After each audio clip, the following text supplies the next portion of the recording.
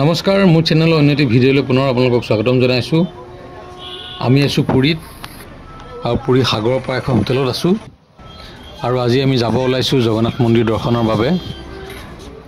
গতিকে পুৱাই গা পা ধুই ল'ৰা ছোৱালীৰ সৈতে পৰিয়ালৰ সৈতে আমি ওলালোঁ জগন্নাথ মন্দিৰ দৰ্শনৰ বাবে।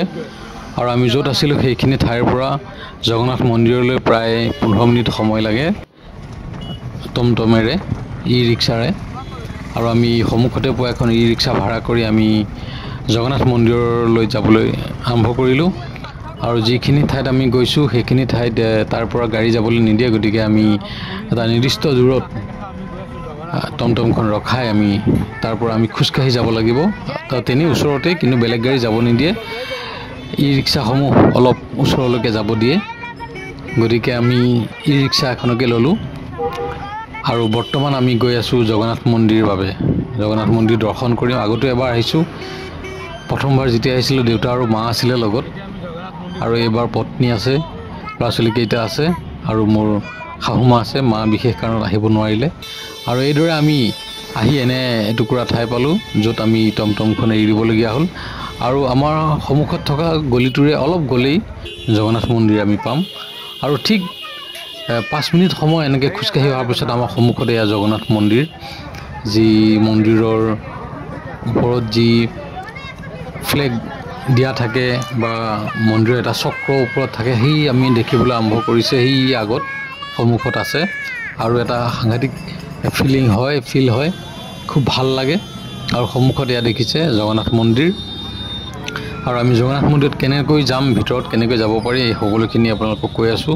জগন্নাথ মন্দিৰ আহি পায়ে আমি প্ৰথমতেই যি এণ্ট্ৰেঞ্চ গেট আছিলে, এণ্ট্ৰেঞ্চ গেটটো বিচাৰিবলৈ আৰম্ভ কৰিলোঁ। আৰু কিছু সময় যোৱাৰ পিছতে দেখিলোঁ বহুত লম্বা লাইন, প্ৰায় 1.5 কিলোমিটাৰ আছিলে লাইনটো। আৰু ওপৰত তম্বু নিচিনা এনেদৰে পেণ্ডেল বনাই দিছে যাতে ৰ'দ বৰষুণৰ পৰা হাত সাৰিব পাৰি। আৰু এনেদৰে আমি গৈ লাইনত থিয় হ'লোঁ।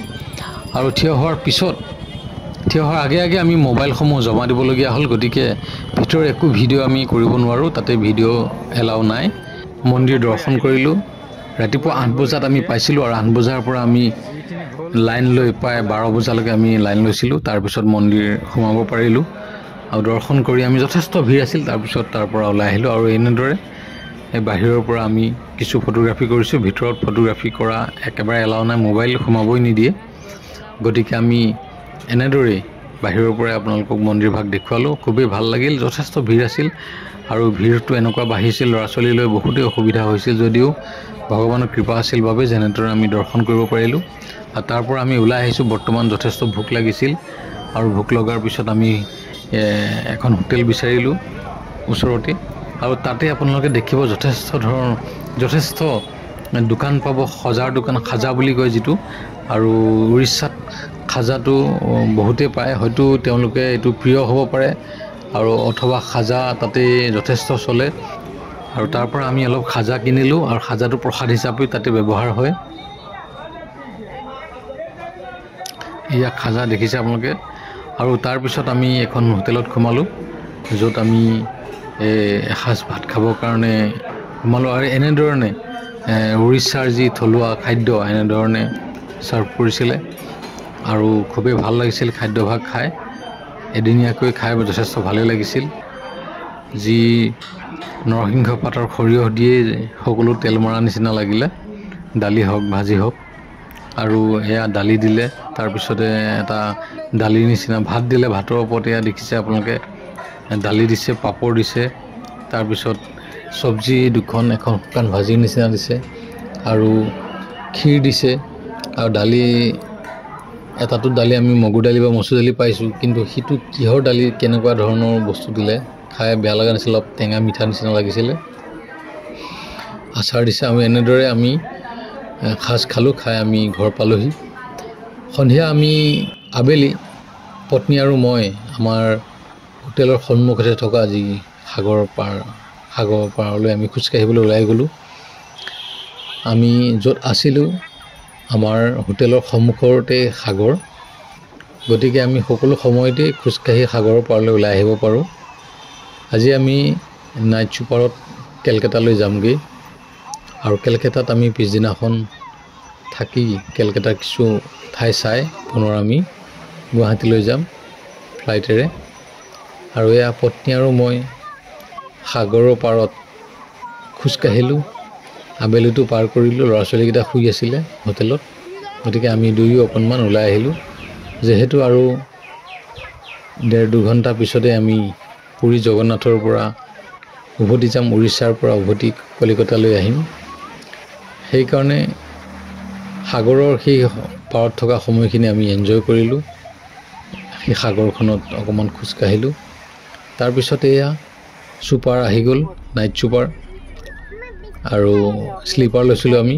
গতিকে 2টা শ্লিপাৰ আমি লৈছিলোঁ। এটা শ্লিপাৰত 2জনকৈ থাকিব পাৰে, গতিকে 2টা শ্লিপাৰত আমি আছিলোঁ। ল'ৰা ছোৱালীকেইটাক লৈ পত্নী আছিলে, মই এটাত ছিংগল আছিলোঁ, মা এটাত ছিংগল আছিলে। আৰু এনেদৰে আমি আহি পালোঁ কেলকাতা। ৰাতিপুৱাই কেলকাতা পালোঁহি। কেলকাতাৰ পৰা আমি নিউ টাউনলৈ আহি আছোঁ। নিউ টাউনত আমি এখন হোটেল বুক কৰি ৰাখিছোঁ। আজি আমি গোটেই দিনটো তাতে ফুৰি চাকি সেই হোটেলৰ অলপ ৰেষ্ট লৈ আমি সন্ধ্যালৈ আমাৰ ফ্লাইট আছে গুৱাহাটী, গতিকে আমি সন্ধিয়া গুৱাহাটী পামগৈ। আমি বৰ্তমান এয়া আহি আছোঁ নিউ টাউনৰ হোটেললৈ কলিকতাৰ। আৰু নিউ টাউনৰ হোটেলত আমি আহি সকলো ফ্ৰেছ হ'লোঁ। প্ৰথমে ল'ৰা ছোৱালীকেইটাকো দেখিছে, দুয়োটাই ফ্ৰেছ হ'ল। আৰু পত্নী, এতিয়া মই ফ্ৰেছ হ'ম। ফ্ৰেছ হৈ আমি অকণমান ওলাই যাম। কাষতে 7 ছিষ্টাৰ পাৰ্ক বুলি এখন পাৰ্ক আছে, ইক' পাৰ্ক। সেই পাৰ্কলৈ আমি যাম। 7 ছিষ্টাৰ নহয়, 7 ৱণ্ডাৰ ইক' পাৰ্ক। তাৰ বাবে আমি সকলোৱে ব্ৰেকফাষ্ট কৰি ওলাই আহিছোঁ। পৰিৱেশটো খুবেই সুন্দৰ আছিলে। নিউ টাউনখন খুবেই ধুনীয়া, নতুনকৈ বনোৱা। আৰু এই ৰাস্তা পদূলিবোৰ খুব ধুনীয়া, চাফা আছিলে। ঘৰবোৰ খুব নতুন। এখন নতুন টাউন যিহেতু তেওঁলোকে বনাইছে, গতিকে ইয়াতে কেলকাতাৰ বিভিন্ন ধৰণৰ সকলো প্ৰান্তৰ মানুহ ইয়াত নতুনকৈ বসবাস কৰিবলৈ লৈছে, গতিকে খুবেই ধুনীয়া।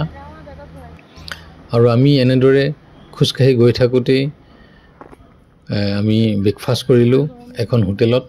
আৰু সন্মুখত দেখিছে এয়া ৰাস্তাৰ কাষতে থকা এটি ডাঙৰ ফেঁচা দেখি ল'ৰাটোৱে ফটো উঠিব মন কৰিলে, গতিকে তাকে এটা ফটো উঠালোঁ। আৰু বৰ্তমান আমি গৈ আছোঁ 7 ৱণ্ডাৰ ইক' পাৰ্কলৈ। কলিকতাৰ নিউ টাউনৰ কাষতে আছে। আৰু পৰিৱেশটো আপোনালোকক দেখুৱাইছোঁ, কিমান ধুনীয়া এটা পৰিৱেশ চাওক। খুবেই ভাল লগা এটা পৰিৱেশ। ৰাতিপুৱাৰ এই সময়খিনিত খোজকাঢ়িব যথেষ্ট ভাল লাগিছে, খোজকাঢ়ি ইয়াত। আৰু আমি 7 ৱণ্ডাৰৰ ফ্ৰণ্টতেই কেইবাখনো এনেধৰণৰ খুব আটক ধুনীয়া সৰু সৰু হোটেল, ৰেষ্টুৰেণ্ট আছিলে।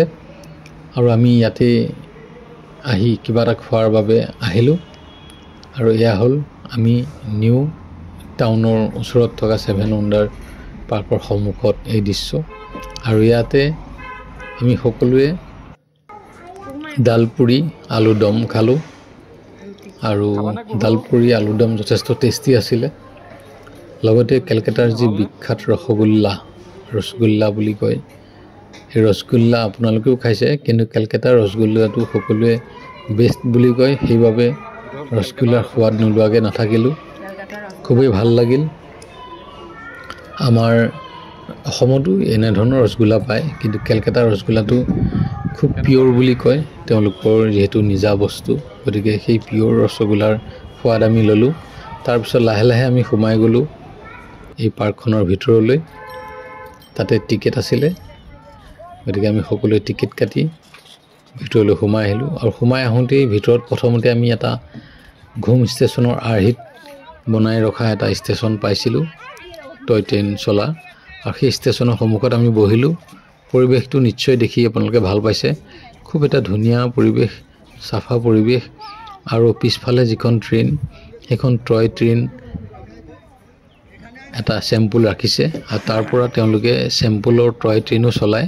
কোনোবা উঠোঁ বুলি ভাবে উঠিব পাৰে। কাষতে থকা যি সৰু সৰু ল'ৰা ছোৱালীৰ গাৰ্ডেন আছিলে, এই গাৰ্ডেনত ল'ৰা ছোৱালীকেইটাক অলপ খেলালোঁ। যি প্লেগ্ৰাউণ্ড আছিলে তাতে খেলিব পৰা বিভিন্ন ধৰণৰ ঠাই আছিলে।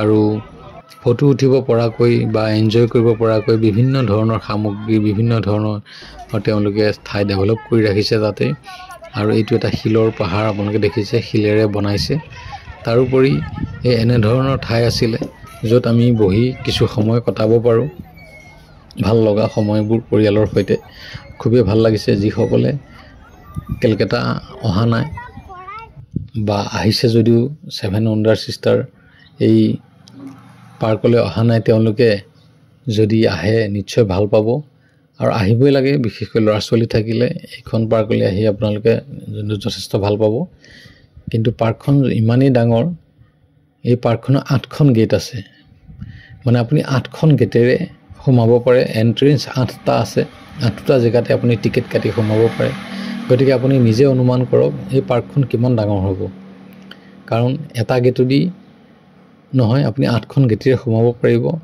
এটা গেটৰ পৰা সিখন গেটলৈ বহুত যথেষ্ট দূৰত্ব গতিকে সিটো পাৰৰ মানুহে 8 নম্বৰ গেটখনৰ সোমোৱা মানুহে 1 নম্বৰ গেটখন পাবলৈ বহুত সময় লাগি যাব ইমানে ডাঙৰ এই পাৰ্কখন এদিনত কেতিয়াও শেষ কৰিব নোৱাৰি গতিকে আমি এবেলাত গোটেই পাৰ্কখনটো চোৱা এনেও নহয় ইয়াৰ ভিতৰতে কেবা ঠাইটো লেক আছে আমি সেইফাললৈ নগলোৱেই ইয়াতে যি ল'ৰা ছোৱালী কেইটা খেলিব পৰা ব্যৱস্থা আছিল সুবিধা আছিল সেইখিনিতে সিহঁতক ল'ৰা ছোৱালী কেইটাক খেলালো আৰু সিহঁতেও যথেষ্ট আনন্দ পালে আৰু আমি লাহে লাহে সিফাললৈ যাবলৈ চেষ্টা কৰিলোঁ পাৰ্কখনৰ বাকী ঠাইখিনি চাবৰ কাৰণে যেহেতু গোটেই পাৰ্কখন আমি চাব নোৱাৰোঁ তাৰ পিছতে আমি দেখিলোঁ বাটাৰফ্লাই গাৰ্ডেন এইখনৰ বাটাৰফ্লাই গাৰ্ডেন আৰু এই বাটাৰফ্লাই গাৰ্ডেনত যথেষ্ট ল'ৰা ছোৱালীকেইটা উৎসাহেৰে সোমালে আৰু তাৰ সন্মুখতে এটা পখিলা আছিলে তেওঁলোকে এটা পখিলা ডাঙৰ পখিলা এটা মূৰ্তি এটা ৰাখিছিলে ভাস্কৰ্য এটা ৰাখিছিলে আৰু মোৰ ছোৱালীজনীয়ে পখিলাটোৱে কেনে ধৰণৰ কৰে তাৰ তেওঁ দেখুৱালে যে পখিলাটো কেনে ধৰণৰ আছিলে সেইজনী আঁতৰত মোৰ ছোৱালীজনী তাই এতিয়া আপোনালোকক দেখাব যে বাহিৰত থকা পখিলাটো কেনেকৈ আছিলে ঐ তুমি কি হৈছা চাম বাটাৰফ্লাই কেনেকৈ হয় এনেকৈ আছিল বোলে পখিলাটো এখন মোৰ ছোৱালী এই এনেদৰে বোলে বাহিৰত থকা পখিলাটো আছিলে তাৰপিছতে আমি গ'লোঁ হেলিকনিয়া গাৰ্ডেন বুলি এখন গাৰ্ডেন এখন আছিলে তাত আৰ্টিফিচিয়েল এটা হেৰি আছিলে আৰ্টিফিচিয়েল এটা জুৰি আছিলে আৰু এই এটা লেক আছে দেখিছে ধুনীয়া এটা লেক বনাই ৰাখিছে বোটিং কৰিব পৰা সুবিধা তেওঁলোকে কৰি ৰাখিছে আৰু কাষতে খোজকাঢ়িব পৰা যথেষ্ট ঠাই আছিলে বহিব পৰা যথেষ্ট ঠাই আছিলে খুব ধুনীয়া কৰি এই ঠাইখিনি ডেভেলপ কৰি ৰাখিছে আৰু তাৰ কাষতে যিটো জুৰি আছে আপোনাক কৈছিলোঁ যিটো ৱাটাৰফল আছে আৰ্টিফিচিয়েল ৱাটাৰফল সেই আঁতৰত নিশ্চয় দেখিছে আপোনালোকে আপোনালোকক অলপমান মই জুম কৰি দেখুৱাই আছোঁ এইটো হ'ল আৰ্টিফিচিয়েল ৱাটাৰফল এটা কৃত্ৰিমভাৱে তৈয়াৰ কৰা জুৰি আৰু ওচৰলৈ যাব নিদিয়ে বোটিং কৰিলে ওচৰলৈ যাব পাৰে ওচৰলৈ যাব পৰা সুবিধা আছিল কিন্তু তেওঁলোকে বন্ধ কৰি ৰাখিছে তাৰ মাজতে ল'ৰা ছোৱালীকেইটাৰ কাৰণে পত্নীয়ে অলপ খিচিৰি বনাই আনিছিলে সেই খিচিৰিখিনি খোৱালে আমিও সেই পাৰ্কৰ ভিতৰত থকা এখন ৰেষ্টুৰেণ্টৰ খাবৰ বাবে আমি সোমালোঁ মাহঁতে ভাত খালে আমি ৰোল খাম বুলি সোমালোঁ আৰু এনেদৰে ৰোলটো বনাইছিলে তাৰ এটা ভিডিঅ' কৰি ৰাখিলোঁ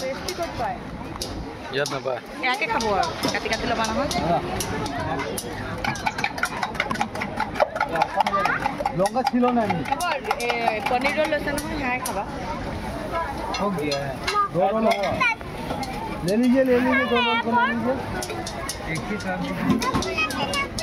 हाँ हाँ हाँ ठीक गरम गुसी हाँ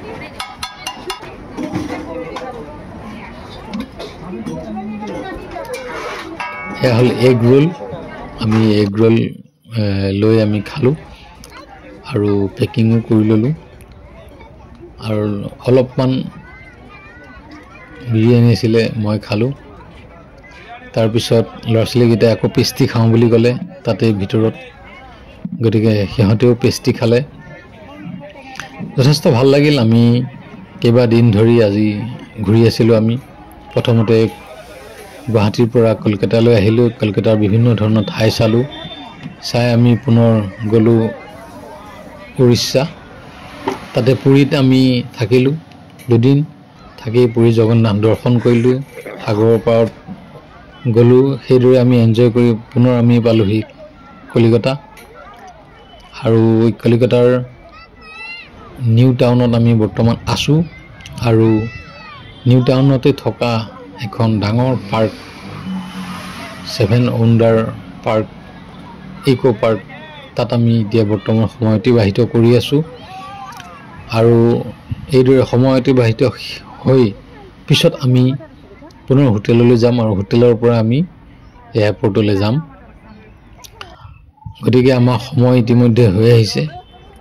আমি লাহে লাহে পাৰ্কৰ পৰা বাহিৰলৈ ওলাবলৈ চেষ্টা কৰিছোঁ। ওলাই যাম এতিয়া। আৰু এয়া 7 উণ্ডাৰৰ বাহিৰৰ দৃশ্য। তাৰপিছত আমি হোটেলৰ ৰুমৰ পৰা এয়াৰপৰ্টলৈ বুলি ৰাওনা হ'ম। আৰু এয়া আমি বৰ্তমান কলকাতা ইণ্টাৰনেশ্যনেল এয়াৰপৰ্টলৈ বুলি গৈ আছোঁ। আমাৰ সন্ধিয়া ফ্লাইট আছে। গতিকে আমি ল'ৰা ছোৱালীকেইটাৰ সৈতে পৰিয়ালৰ সৈতে আমি আহিছোঁ এয়াৰপৰ্টলৈ বুলি। কিছু সময়ৰ পিছতে আমি গুৱাহাটীলৈ বুলি যামগৈ। প্ৰায় সপ্তাহজোৰা এই ভ্ৰমণসূচী সামৰি আমি বৰ্তমান ঘৰমুৱা হৈছোঁ। যথেষ্ট ভাল লাগিল। সময় পালে আমি পৰিয়ালটোৰ সৈতে এনেদৰে আমি ওলাই আহোঁ। প্ৰায় কেতিয়াবা হয়তো পৰিয়ালৰ ঘৰত অসমৰ ভিতৰতে, কেতিয়াবা অসমৰ পৰা অলপ আউটত আহোঁ। আৰু কেতিয়াবা ভাৰতৰ পৰাও যাওঁ, কিন্তু পৰিয়ালৰ সৈতে যাব পৰা নাই। মই অকলে কেইবাবাৰো গৈছোঁ ভাৰতৰ বাহিৰলৈ। কিন্তু এইবাৰ ভাবিছোঁ ল'ৰা ছোৱালীকেইটা বা পৰিয়ালক লৈ যাম বুলি ভাবি আছোঁ। মনতে আশা পুহি ৰাখিছোঁ। সিহঁতৰো পাছপৰ্ট ইতিমধ্যে হৈ গ'ল। আৰু বৰ্তমান আমি আমাৰ ফ্লাইটলৈ যাবলৈ ওলাইছোঁ। এয়া তেওঁলোকৰ এখন নিজা গাড়ী দি, যিখন প্লেনৰ ওচৰলৈ লৈ গৈছে আমাক। আৰু আমি বৰ্তমান কলিকতা ইণ্টাৰনেশ্যনেল এয়াৰপৰ্টত আছোঁ। আৰু কিছু সময়ৰ পিছতে আমাৰ ফ্লাইটখন উৰা মাৰিব গুৱাহাটীলৈ বুলি। এয়া মোৰ পত্নী ছোৱালীজনীৰ সৈতে বহিছে, মই আৰু মোৰ ল'ৰাৰ সৈতে আৰু মোৰ শাহুমা। এনেদৰে আমি এই 5জনীয়া এটা দল পৰিয়ালটো আমি গ'লোঁ ফুৰিবলৈ। আৰু এয়া আমাৰ যিখন প্লেন আছিলে, এই প্লেনখন ইতিমধ্যে ৰাওনা হ'ল গুৱাহাটীলৈ বুলি। কিছু সময়ৰ পিছতে আমি গুৱাহাটী পাম। আৰু তাৰ পৰা আমি নগাঁও যামগৈ আমাৰ ঘৰলৈ। আমাৰ ভিডিঅ'টো চোৱাৰ বাবে আপোনালোকক বহুত ধন্যবাদ জনালোঁ।